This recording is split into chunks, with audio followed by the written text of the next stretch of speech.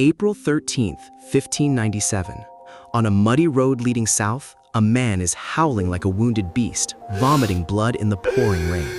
His body is utterly broken, oozing from brutal torture, and he wears not the crimson armor of a revered commander, but the rough, white hemp cloth of the lowest foot soldier. That is correct. This is the darkest, most agonizing chapter in the life of Admiral Yi Sun-sin, the man we worship as the invincible god of war. The most terrifying tragedy that struck Joseon at that time did not come from the enemies across the sea. It came from the cold, paranoid blade of his own ruler, King Seonjo, who was consumed by endless jealousy and suspicion.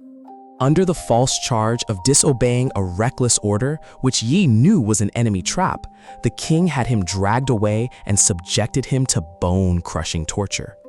Barely escaping execution, Yi was demoted to the lowest rank, a white-clothed soldier, and sent to serve under another general.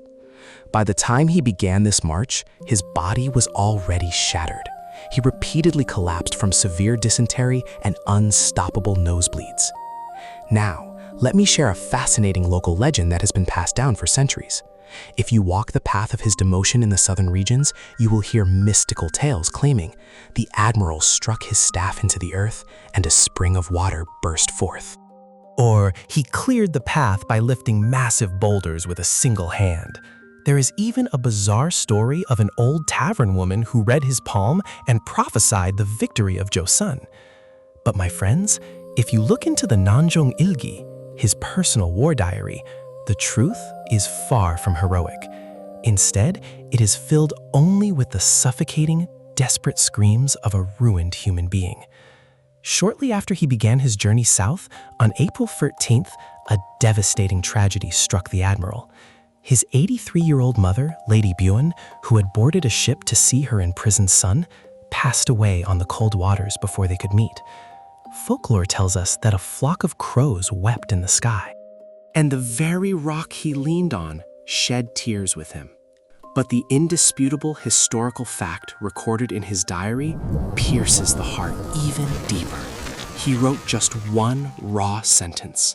I ran out, beat my chest, rolled on the ground and wailed, I simply want to die. This was not the god of war.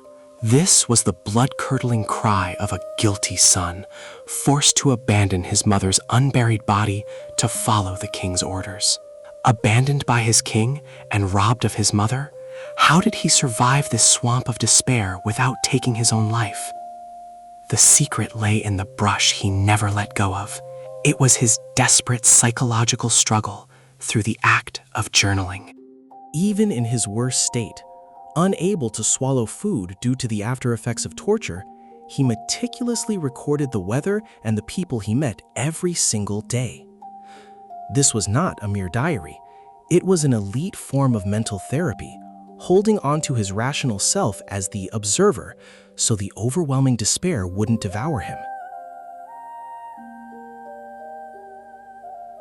And on that lonely road, there was another force that kept him breathing. It was the nameless commoners. The ministers mocked him, and the king discarded him. But the peasants lining the dirt roads beat the ground and wept as they saw their fallen hero passing by in white rags. Lowly serfs and clerks stayed by his side to the very end, proving that true respect comes from the man, not his title. The admiral carved his agonizing personal tragedy into a profound sense of public duty to protect these people. Swallowing the tears meant for his mother's altar, he quietly monitored the enemy's movements and marched back toward the hellish battlefield. Later, when the Joseon Navy was entirely wiped out and he was finally reinstated to hold his sword once more, it was not a moment of revenge against the king. It was the absolute completion of Gyanin Bulbal, the unbreakable endurance of a spirit that refuses to shatter. This is the true face of Yi Sun-sin, the man.